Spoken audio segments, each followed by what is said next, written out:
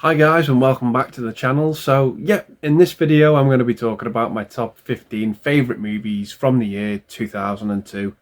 So yeah, another list that was really hard to compile. There were a lot of critically acclaimed movies that didn't make the cut for me. Movies like Road to Perdition and The Pianist. But yeah, these are just the 15 movies I have the most fun with. I get so much enjoyment from these movies. And yeah, like always, guys, I'm going to leave a full list of honourable mentions down below in the description. These as well are all in accordance with the release dates from IMDb. They all have 2002 against their name. And this is just my personal favourite list. Your list is going to be different, and so it should be. But yeah, that being said, going to get into it with number 15. So coming in at number 15 for me is a movie that I don't see too many people talk about, and it's called Big Trouble. Yeah, this is just a movie with an exceptional cast. Too many names to mention in this movie. It's all led by Tim Allen, who's absolutely great in this film. It's one of these movies where you can't really describe the plot, you can't really tell what's going on. If you were to describe it to someone, I think you'd have a really hard job of doing it. But the movie is just so much fun. I just have an absolute blast with it. Just sit, if you can, find a copy of this film, sit down, watch it, and you'll just have a blast with the on-screen talent in this film. It's really fun, really of its time, but it's all the more power to this movie, and I just have an absolute great time with it. Like I said, I can't it's such a paramount point for me. I can't emphasize enough the impact that the cast has on this film. It's just absolutely phenomenal and such a great time. But yeah, coming in at 15 for me is Big Trouble. So coming in at number 14, we have Pumpkin, starring Christina Ricci. This was a movie that had elated me for the longest time. Only saw it for the first time this year, and yeah, I had an absolute great time with it. Really is a lot of fun. It's very, cliched. There's a lot of stereotypical characters in this film. But yeah, it sort of follows, this group of girls. One of them's Christina Ricci, and she sort of falls for someone that she feels as if she shouldn't fall for because of their place in the social hierarchy, and she just realizes, yep, that's who I like, and she just goes with it. And the repercussions are really mean in this film. It's a really mean-spirited film, but I just liked it for that. I don't know what it was. I just had a great time with it. But yeah, if you've not seen Pumpkin, I recommend it. Check it out. It's worth, however long it runs for, 100 minutes or so. It's worth that of your time. So yeah, coming in at number 14 for me, we have Pumpkin. So coming in at number 13 for me, we have Eight-Legged Freaks. Yeah, I remember going to see this film at the cinema, and I had an absolute ball with it. And then I hadn't seen it for the longest time. Rewatched it quite recently, and I still had, a large amount of fun with this film. Really enjoyed it. It's an over-the-top, silly B-movie, creature feature movie, that I just really enjoy. If you don't like spiders, you can still get something out of this film. It's a lot of fun. The CG doesn't hold up in my opinion, but yeah, it is what it is. It's just it's a product of the times. It's a nod to B movies, and I just have a great time with it. So entertaining. The plot is absolutely absurd, but my god, yeah, it just delivers on the fun factor and the rewatchability for me. And yeah, just absolutely enjoy this one. So yeah, coming in at 13, we have Eight-Legged Freaks. So coming in at number 12 for me, we have Martin Scorsese's Gangs of New York. This would probably be a lot higher on some people's lists, but for me, this isn't my favourite Scorsese film, but I do still enjoy it. The cast is great. DiCaprio, Cameron Diaz, Daniel Day-Lewis steals the show as Bill the Butcher in this movie. He's absolutely on point and terrifying in this film. He kind of put Daniel Day-Lewis on the map for me, this movie, but yeah, it has this great setting, sort of really, New York in its infancy. and it's just a great gangster movie. Really, really gritty, really, really violent. Everything you'd expect from a Scorsese film. And yeah, it's an early partnership between Scorsese and DiCaprio as well. And yeah, I just really, really enjoy it. Brendan Gleeson in there as well, and Liam Neeson. Really, really gritty, violent gangster movie. Like I said, set in the early days of New York, and yeah, it's entertaining, and I enjoy it for what it is. So yeah, that is my next pick at number 12, Gangs of New York. So coming in at number 11 for me, we have M. Night Shyamalan's Signs. Yeah, this is a movie that I've seen in time sort of get critiqued and criticised a hell of a lot more. And yeah, the movie does have its plot points, its plot holes. Is it perfect? No. But for me, what this movie does, and when it does it well, it does it well. It really does shine in the parts it, excels at. It really has this really eerie, creepy atmosphere to it. One scene in particular, there's some camera footage in this film at this party, and like many people, it absolutely terrified me. It really got me. It really worked. It was a technique that the movie knew how to use correctly, and it really did scare the living shit out of me when I first saw it. And yeah, I just think Mel Gibson's great in the role, but yeah, when the big reveal happens at the end and it comes to its conclusion, it's a bit clunky, and yeah, it's a bit, suspect. It doesn't really make sense. I won't dare spoil what it is, but if you've seen the film, you probably know what I'm on about. But yeah, I still nevertheless find this movie really enjoyable, really atmospheric, and yeah, there's a lot of good stuff going on in this one. So yeah, that is my number 11 pick, Signs. So coming in at number 10 for me, we have City of God. This is probably the movie on this list that I've probably watched the least in terms of rewatchability, but I've got to give a huge, huge testament and praise to this film because it really is something special. The grittiness, the realism of this movie is just executed to perfection.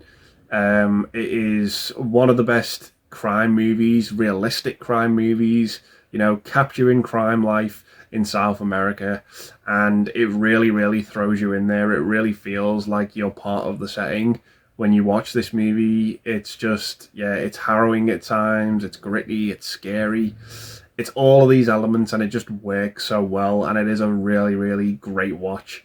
But yeah, like I said, it's not one I go back to a hell of a lot just because of how realistic it is. But yeah, it's a top-notch, really, really well-made, well-executed movie. So yeah, comes in at number 10 for me. So yeah, that's my next pick, City of God. So coming in at number 9 for me, we have Joel Schumacher's Phone Booth, starring Colin Farrell and Kiefer Sutherland, and also Forrest Whitaker. Yeah, this movie is great. It all takes place in one location, obviously, in this phone booth, and it's Colin Farrell's character who is in the wrong place at the wrong time. He has this phone call, he has to answer this phone call, and everything that can go wrong does go wrong. He's framed for murder. The police show up, and it's just absolute chaos and pandemonium that ensues. Kiefer Sutherland is brilliant in this movie, even though he has very little screen time. His presence is felt throughout the movie, and yeah, it's just an underrated movie from Joel Schumacher, in my opinion. Trying to sort of rebuild his reputation after the two Batman movies for me, but yeah, this is one that I still really, really enjoy. Really, really like it. Great cast, great premise, and a really tense, edge of your seat movie that I just really enjoy. So yeah, that is my number 9 pick, Phone Booth. So coming in at number 8 for me is the first of 2 Spielberg movies that I've chosen for this list, and the first one being Minority Report. Great futuristic sci-fi movie, this one, about, the police have these 3 precogs who can predict the future, and they use them to prevent murders. And it's a great concept, great premise. They generate these balls that have, the person who's going to commit the murder. It has their name on them. And then one day, of course, Tom Cruise is at work. His name is pulled. It's on one of the balls. And he ends up going on the run and becoming a fugitive.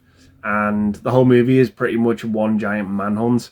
And yeah, it's really tense, really suspenseful, really good, really well thought out as well. There's a lot of logic to this movie.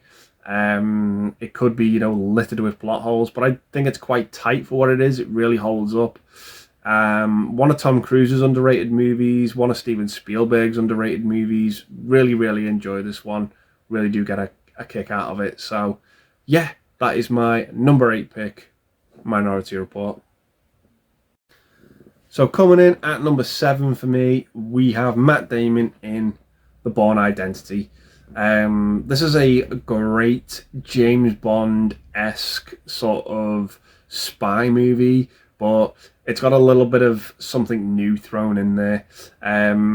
With Matt Damon's character, who suffers from memory loss in this film. It's kind of him. He wakes up kind of, with this boat, and he doesn't know who he is, doesn't know how he's got there. And it's all about him trying to uncover what's happened, who he is, and what's going on. And there's just some great scenes in this movie, absolutely tense and suspenseful stuff, great action sequences, a really, really solid film. I wasn't a big fan of Matt Damon up until I saw this film, and it he really surprised me in it, to be honest, and I just had a great time with it. Great supporting cast as well, Julia Stiles, Chris Cooper, Clive Owen. Yeah, just a really, really awesome, grounded action film, and yeah, really, really entertaining stuff as well. So yeah, that is my next pick, The Bourne Identity. So coming up next at number 6 for me is that second Steven Spielberg film starring Leonardo DiCaprio and Tom Hanks, and that is Catch Me If You Can. Yeah, I absolutely love the look of this movie. It has this 50s, 60s kind of look to it. And yeah, it's just an absolute joy to look at. It's a great movie about a cat and mouse chase. Yeah, it follows Leonardo DiCaprio, who is pretty much a con man. He's really good at what he does, even though it's completely ethically wrong. And Tom Hanks is the FBI agent who is constantly one step behind all throughout this movie, right up until the end. And yeah, it's just a lot of fun. It's just great to see Leonardo DiCaprio kind of sort of outsmart the FBI. And he's always that step ahead. And it absolutely just frustrates the living life out of them. And yeah, I just love it. I love the look of it. I love the cast. Christopher Walken as well as DiCaprio's dad is great in the film. His speech about the two mice is just unforgettable. And yeah, really, really enjoy it. Really have a blast with this one. It's a lot of fun. So yeah, that is my number 6 pick. Catch Me If You Can. So coming in at number 5 for me is a movie starring an actor that it was a big turn for him. I think this was really out of his comfort zone to do a movie like this. And it is Robin Williams in 1 Hour Photo. Really, really awesome movie. I love this film. I just think it's great. It's great to see a comedic actor like Robin Williams play against type in this film. Plays this guy who pretty much works at this photo development sort of little corner area of a supermarket, and he just has this really, really sinister secret that he's keeping from everyone. And yeah, it's just really eerie, really creepy. It's just the way the movie plays out is just absolutely wonderful. He is obsessed with this family who bring him all of their photos to be developed, and he keeps a copy every time that they bring photos to be developed. And it's really creepy the way he's just obsessed with them. He's trying to work his way in as a family member in his mind and mentally. And yeah, it just has this great climax that you just didn't see coming. It kind of pulls the rug from under you a little bit. And Robin Williams is great, as always. And yeah, it's just a really eerie, fantastic movie. So underrated in my opinion. And yeah, I just absolutely think it's fantastic. So yeah, that is my number 5 pick, 1 Hour Photo. So coming in at number 4 for me, just missing out on the podium places, we have Harry Potter and the Chamber of Secrets, the longest film out of all 8 Harry Potter movies as well, this one. Yeah, this is great. This advances the story, it advances the characters, it introduces new ones as well. And yeah, I just love the look of this movie. It's great. It sets up the story so well in its next chapter. And yeah, following on from the events of the first movie, yeah, Harry's pretty much comes across this house elf called Dobby who tells him, you know, for the love of God, don't go back to Hogwarts. But Harry has to. He's stuck with the Dursleys, who are, you know, absolutely despicable people.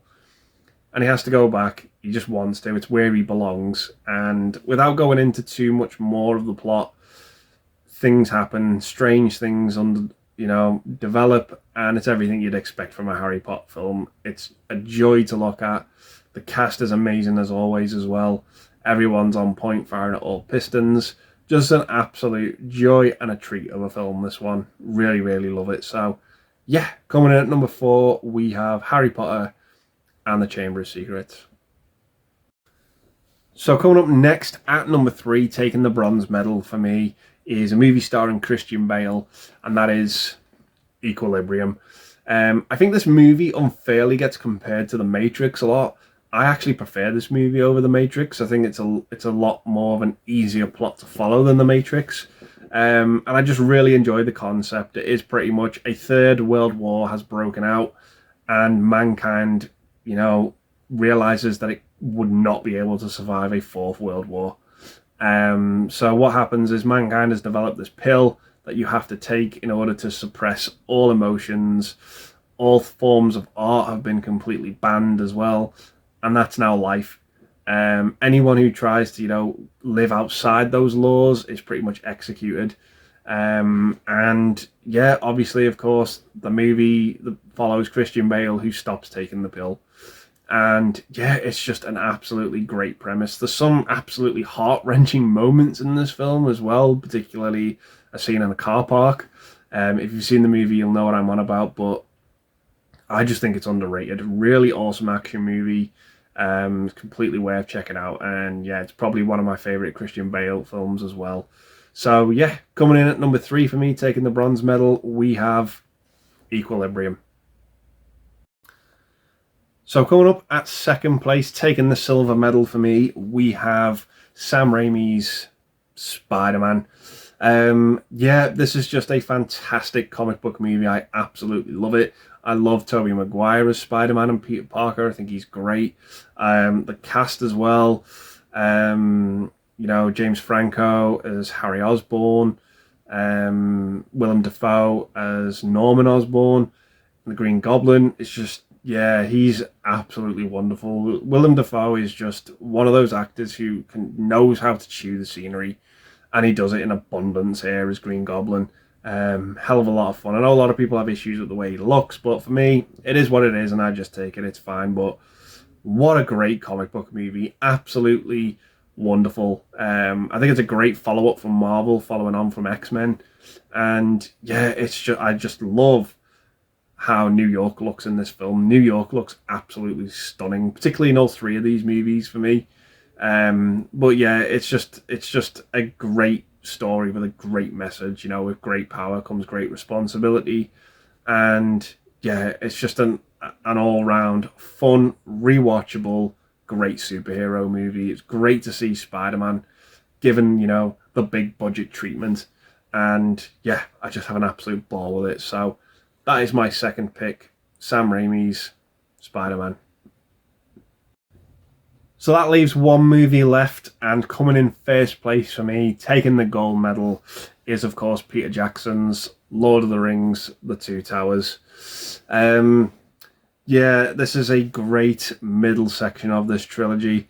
Absolutely phenomenal. Like I said, it does everything that a sequel should do in a trilogy, that second movie should do. It advances the characters, it advances the story, it introduces new characters, and it ends on a big cliffhanger. Yeah, just absolutely phenomenal. This movie has to be commended for its war and battle sequences.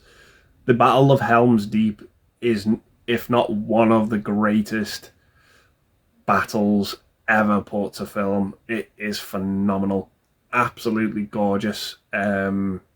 Yeah, in every way to look at this movie.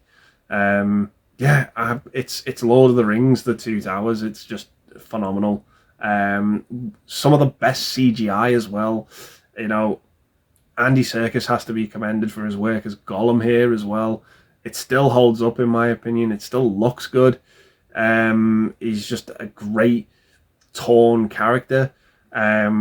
Yeah, it's just an absolutely phenomenal movie. Really, really enjoyed this one. Great to see the cast back as well from the first movie. And yeah, the extended edition's absolutely phenomenal to look at in 4K as well. So yeah, just not really a bad word to say about this one at all. Really, really enjoy it. So yeah, great follow-up to Fellowship of the Ring for me. So yeah, coming in first place, we have Lord of the Rings, The Two Towers. So yeah, those are all of my top favourite 15 movies from the year 2002, guys. Really looking forward to reading what your choices are. And like always, guys, I'm going to leave the video there and say thanks very much for watching. Stay safe, and I'll see you in the next one. Bye for now.